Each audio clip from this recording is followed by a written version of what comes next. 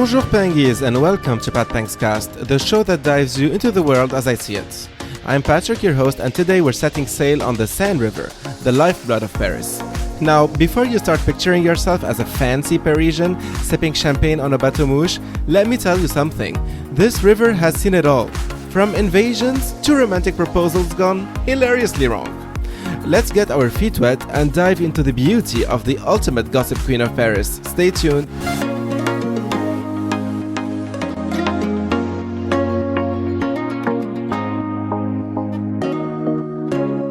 Bonjour. Welcome to episode 12, the one of the month of July, called Pardon My River of season 1, Pardon My Parisian of my podcast. I'd like to welcome my guests today, Marie, third episode at Pat Thanks Cast, along with episode 6, Paris on the Move, and episode 11, Paris Musical. I'd like also to welcome Ghislain, second episode at Pat Thanks Cast, along with episode 4, Paris Monumental. And I'd like to welcome Jonas, fifth episode at Pat Thanks Cast, along with episodes 7, 8, 9, and 10, Pardon My Expectations. Hi, Marie. Hello. Hi, Ghislain. Hello. Hi, Jonas. How are you doing? Hello. Great. So as you can see, guys, we are in the middle of the Seine River, just by the Seine River. You can also see the Notre Dame de Paris just over there. And there is some noise around us. So it's because, it's a living city. People are walking around. There are people dancing and singing over there. And we have the noise of the boats. So it's part of the life of the city.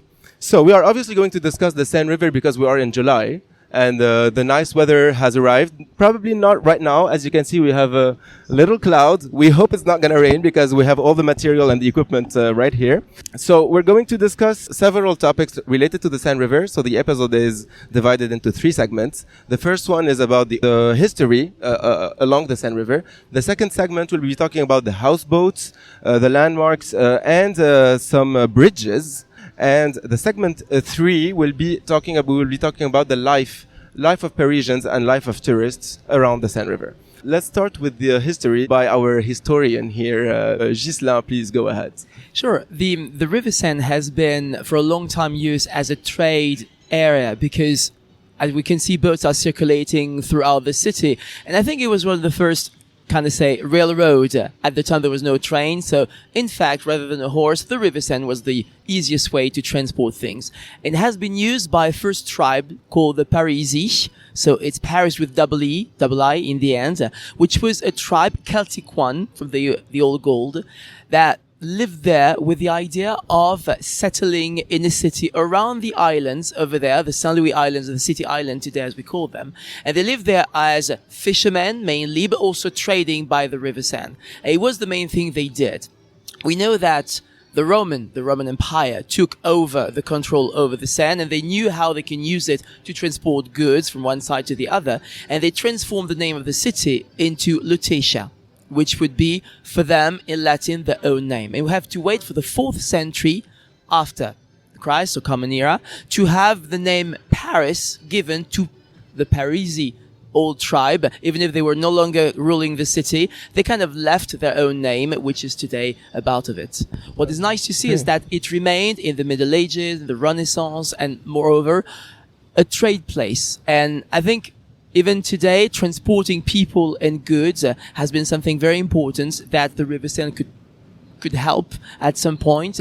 We know that some of the most powerful tradesmen of Paris used to be the one controlling the River Seine from the 12th century onwards. What about some historical events that happened in the city along the Seine River? Well, I would say we know that the River Seine would be going up and down naturally. It's linked to the ocean, and it's actually linked to some terrible floods that the River Seine had for many, many centuries. We used to say there is one terrible flood, the crue, as we say, once a century, which means that we had the former one in 1910, which make us think that we're going to have one day another one here in Paris, which is some kind of a terror for most of the building being closer to the River Seine. In 1910, it has been one of the most terrible because the River Seine went up to 8 meters higher than the natural level. So it's a lot, I would say. The Eiffel Tower the feet of the Eiffel Tower was under the river, under the water. We had some buildings. I'm thinking about the Louvre Museum and some of the swords they had completely drowned by the water.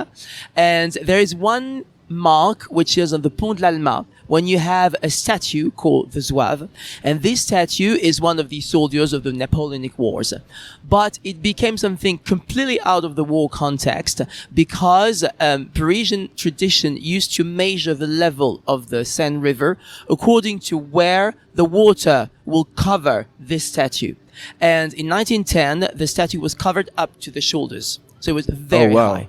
I mean, I cannot even imagine how the water can be like really on the it was on really, the, on really the level high. of its head. I remember that some of the deputies had to go to the Assemblée Nationale, the parliament, and they had to go there by boat because everything was covered by water. So really it was something quite important. And the former terrible flood, I would say, happened in the 1960s. So it was like centuries ago. So we don't know if it's going to be that high in the next, but yeah, we never know. Well, there has been a recent flood, Marie. I guess that you know about it. It's like a few years ago. Yeah, a few years ago. In 2016, the Seine didn't go up to 8 meters, but only 6. But still, that was still quite high. And when the Seine floods, it's a real problem because there are a lot of buildings that are really built on the river, on the level of the river. Some of the buildings, like for example, where I live, there are some buildings with basements and like -1 and -2 and -3. Exactly. And sometimes we need to evacuate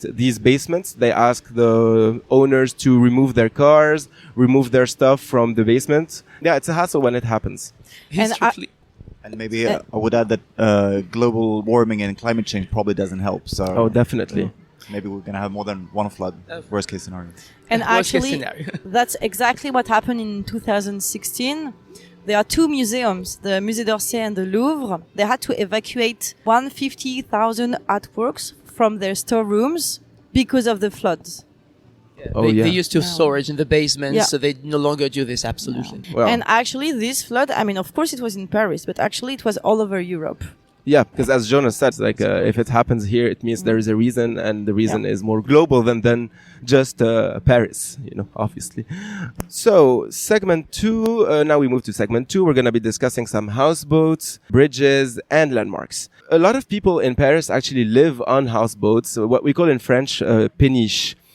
A lot of them actually have their place of living, of residence, on those boats, and some of them have transformed these boats to bars and restaurants according to what they like. And also some companies have invested in houseboats and transformed them to bars and restaurants. And if I have to tell you, my favorite one would be Le Rosa Bonheur. It's anchored next to the Pont Alexandre III. And what is beautiful about this houseboat for me is the architecture. It's unique because we don't see a lot of houseboats with this architecture. The name of the architecture is Gérard Ronzati.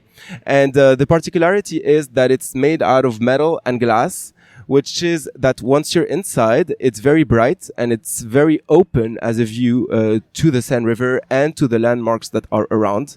And that's really nice when you're having a drink or having food on a péniche. I feel like it's good to be able also to enjoy the outdoors when it comes to the view, even if you're inside. Because some of the houseboats, you're inside, but you don't really feel that there is much difference from you being in a houseboat or you being in a standard restaurant, because you don't necessarily see a lot of the view. But I guess that in Rosa Bonheur, it's really very open and very bright. So this is what I like about it. It's also very lively. I feel like it's really nice when it comes to the ambiance, atmosphere. Good music, good food, good drinks. Yeah, I would definitely recommend it. And it's probably one of my favorite péniches in Paris. What do you think about it? Yeah, I think it's a special experience to, have a drink and party on a boat. You're in a big city, but it feels like you're what I like away is from it. the positioning in the city. It's next to one of the most beautiful bridges of Paris, which is the Alexander III. Exactly. Which it's the golden one, properly because they have gold statues, and it gives a special vibe because you are in the city center. So it's a particular location also. Right. Also, in these bridges, you may have actually bars and nightclubs. Yeah. Underneath the bridge. Underneath the bridge, you mean, yeah. Yeah, which is the case of Pont Alexandre III. There are some clubs underneath the bridge. I was there yesterday. Actually. You were there? Okay. So, it was there. Okay, perfect. I didn't know it was actually there. while clubbing, you see the bridge itself. So yeah, and there are clubs from each side, the right bank and the left west bank of the river. There are a lot of houseboats as well that you can enjoy and you can go to. But if I have to also talk about another one, like a second one, or I give a second example, I would definitely talk about the bateau phare. I don't know if you guys know the bateau phare.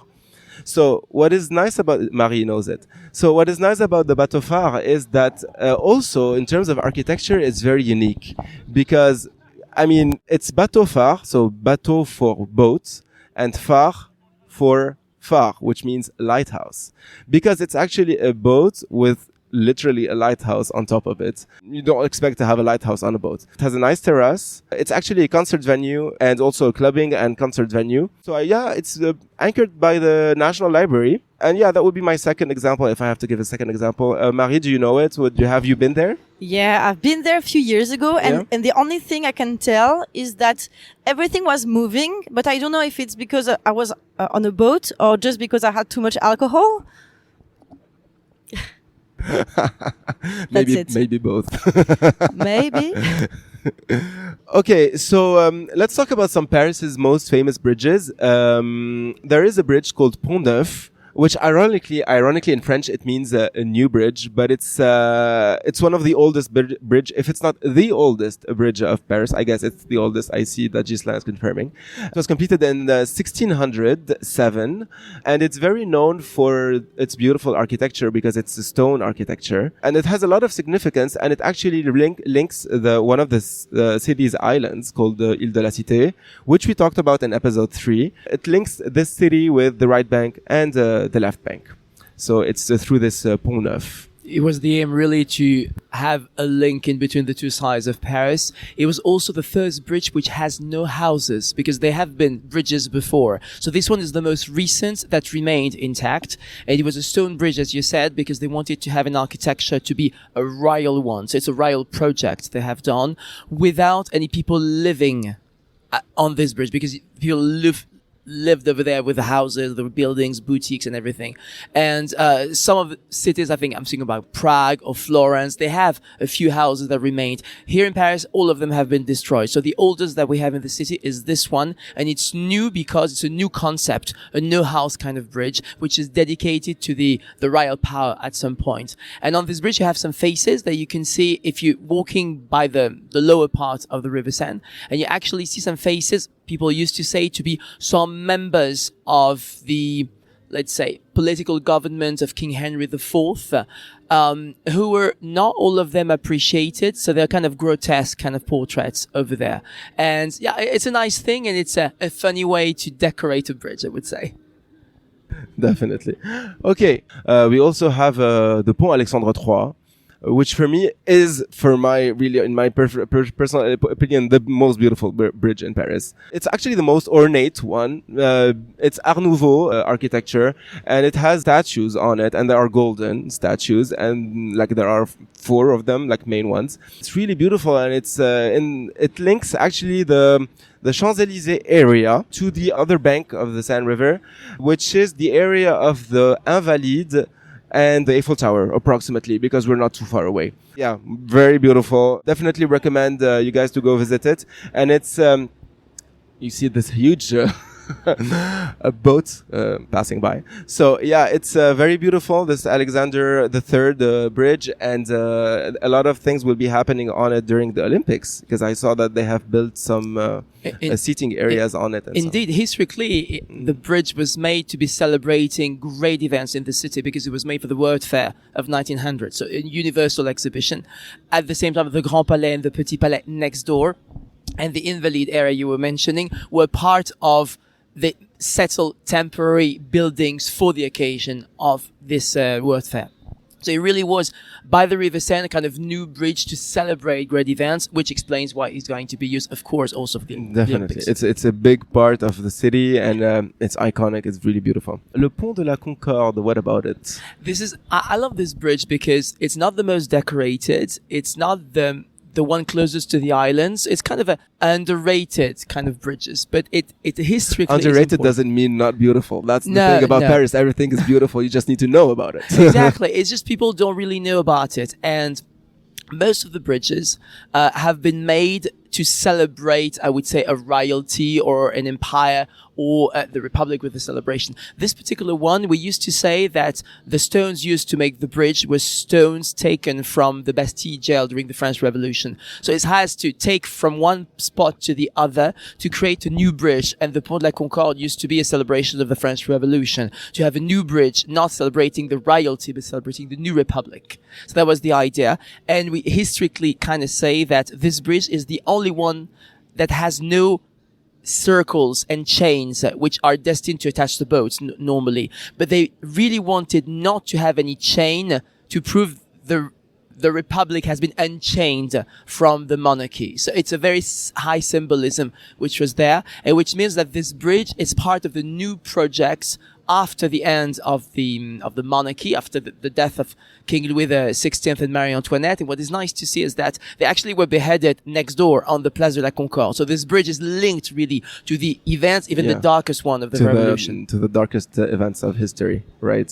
Jonas, the passerelle of the Beauvoir. Yeah, it's quite an original bridge as well, which basically links the 12th and the 13th arrondissement of Paris, and its structure is very well suited for nice Instagram pictures because it's has this kind of wavy, undulating shape.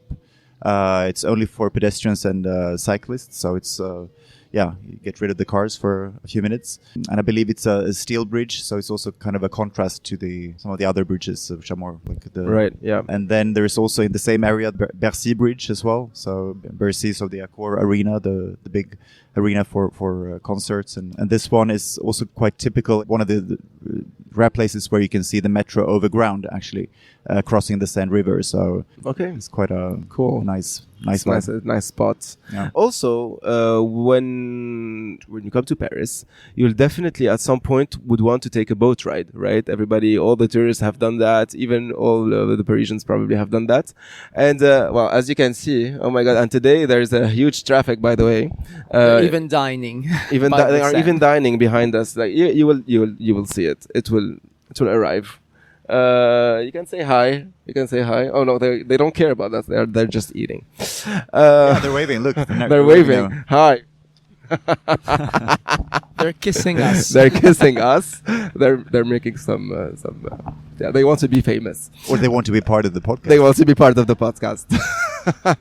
Okay, so when you take this boat ride, for example, let's say that because you can start this ride from pretty much everywhere along the banks of the Seine, but let's say for example that we're moving from the east to the west, you would actually come across a lot of landmarks. So if we go from east to west, you would definitely see the National Library. You will see the Notre Dame Cathedral, which is just right here. You will see the Assemblée Nationale, which is the French Parliament. You will see the Louvre, and that would be for a while because it's huge.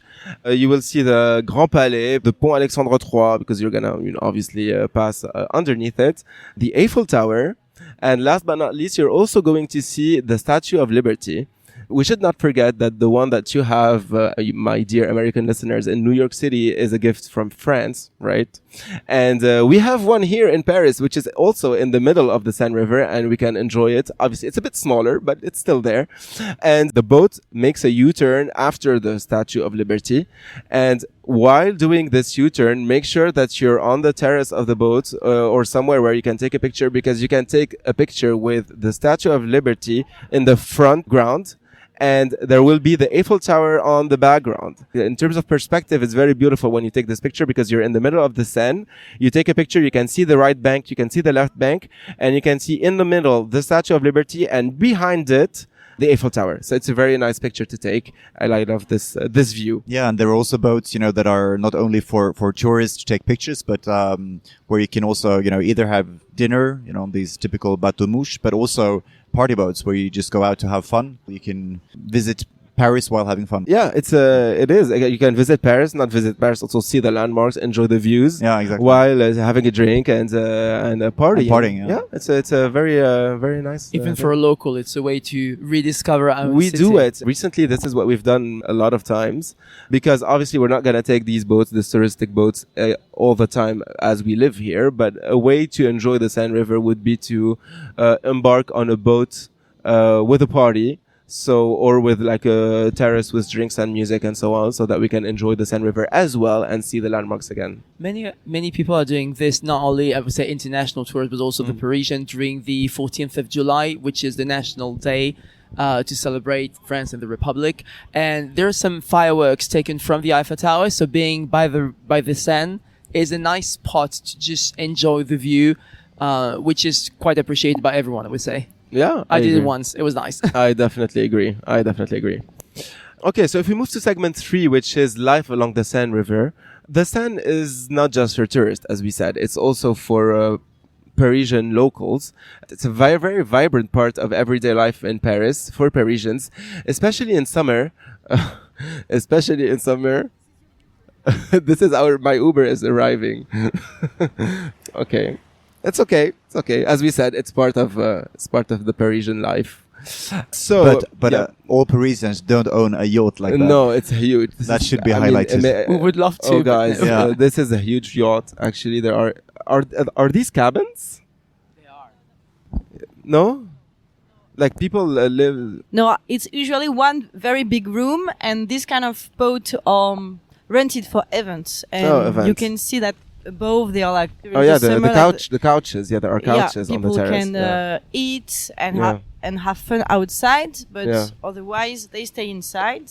Okay. And I see. remember that one of my friends got married on this kind of boat. So, but I know that sometimes you can live on it, and of course it's not like one big room. You have like several rooms, but I'm pretty sure that this one is the one that you can rent, because when I look at the coaches outside, I think it's a professional boat for events. Yeah, professional boats for events, definitely.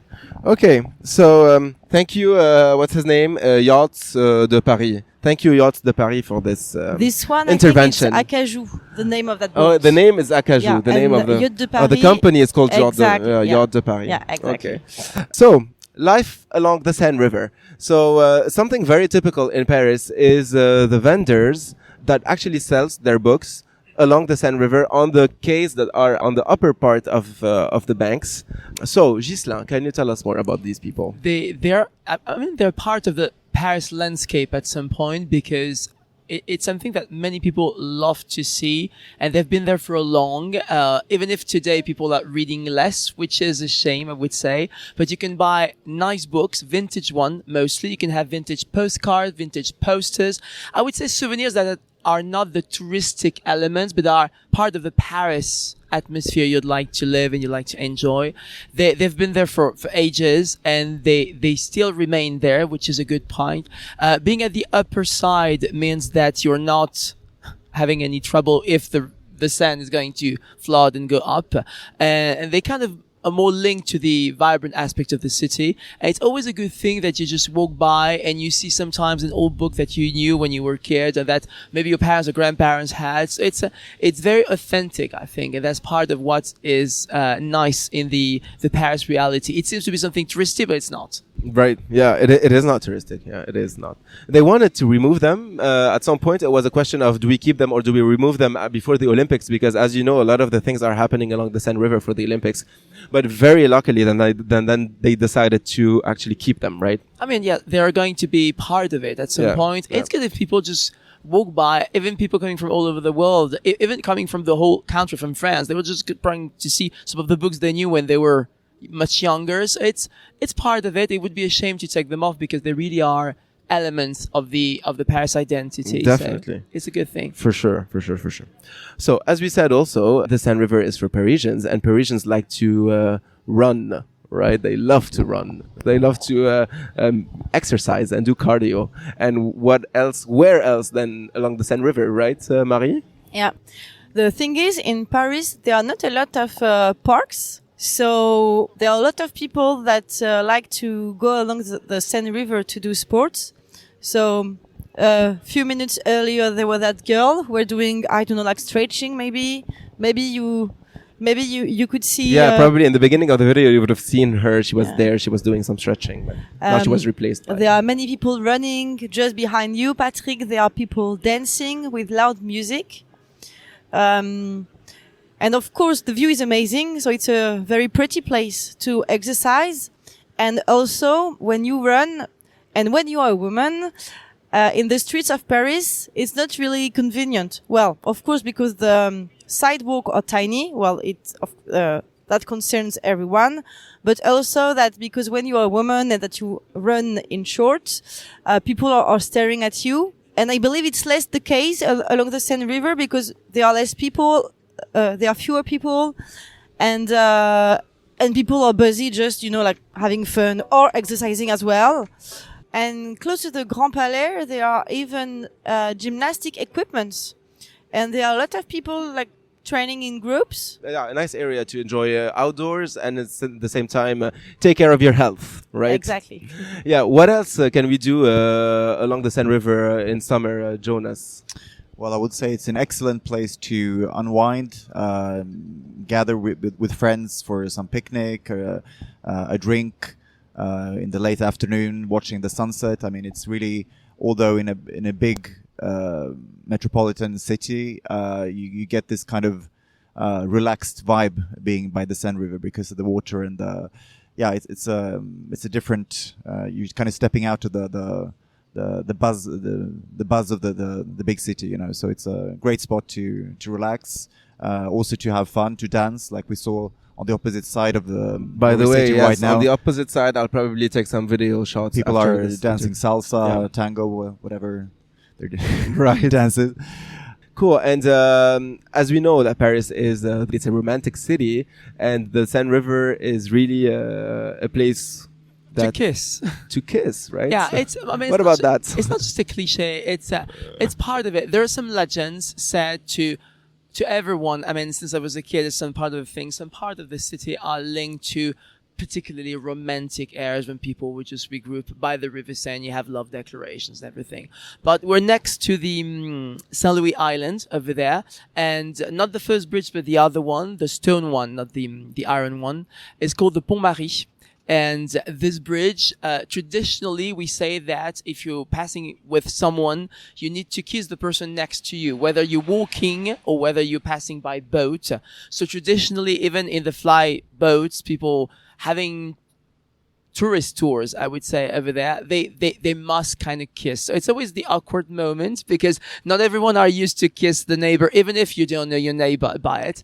But it's kind of the thing which make you discover your neighbors in a nice way. Definitely, which is for cool. Sure. Yeah, right. I agree. Yep, And yep. actually, Maybe it wasn't enforced during the COVID period. sure. I hope so. Or else there must be a cluster along the Seine River around this place. Or maybe that explains the COVID. Yeah, in Paris. Paris. Being a romantic city explains the COVID. Yeah, Marie. And last weekend, I went to a wedding, and my friend, she got engaged along the Seine River. So it's not a joke saying that it's a very romantic place, even for Parisians themselves. Definitely, yeah. Oh, and the sister of my sister-in-law, so probably my sister-in-law and her sister are probably watching. Well, she got married recently, and the day before the wedding, we were on a Péniches, on a houseboat as well. And she made a party, a pre-wedding party. So a lot of people, either get engaged or invest in some time before the wedding or for the wedding along the Seine River. So yeah, it's a romantic place as well, along with the rest of the city, but specifically the Seine River as well. Talking about all of these topics on the Seine River, we cannot miss the main topic of today, which is whether our mayor will swim in the Seine River or not. So what about the water quality, Marie, of the Seine River? So, talking about exercise, you can do a lot of things along the Seine River, but you cannot swim in it. Actually, it used to be possible until 1923, when it was forbidden because of the water quality. it was too much polluted, too much bacteria in it. But actually, people kept doing it until the 50s. In the 90s, Chirac told the French people that it will be possible to swim in the river in a few months or few years. And he said that he will do it, but he didn't. At that time, he was the mayor of the city, right? Yes. The water quality was still very bad, so he didn't do it. And in 2000, it was allowed again, but only for triathletes. And they were able to swim in the river for almost 13 years, but then it was forbidden again because the water quality was really too bad. So actually in Paris, there are two places where you can swim almost in the river. There is the Bassin de la Villette, which is not along the Seine River, but it's actually a ramification throughout the Canal Saint-Martin and goes all the way up north to reach this Bassin de la Villette. Yes, exactly. And actually it's quite new because it's possible since 2017. And now there's also the Canal Saint-Martin since last year. So it's also possible to swim in it. And there's also one other exception. You talked about us just before. There's a swimming pool on the Seine River. But Jonas, please explain us what it is. Yeah, so there's like a boat with a tiny swimming pool on it. So during the hot months of the summer, you can actually swim not inside, literally inside the river, but on top of the river on a boat. So I never done it myself, but it looks like people are enjoying it. Yeah. So it's a public swimming pool. Yeah, so it's a public swimming pool. The price entrance is only just a few euros, maybe 2 or 3 euros or something. Just during summer days and also during the summer holidays, it's usually crowded. But if you can go there during the week, of course, it won't be like that. Oh my God! Obviously, it would be crowded because all the Parisians will want to go swim and refresh. And children, of course. And children. Well, I saw a guy actually swimming in the River Seine a couple of years ago, illegally, obviously, because it's not.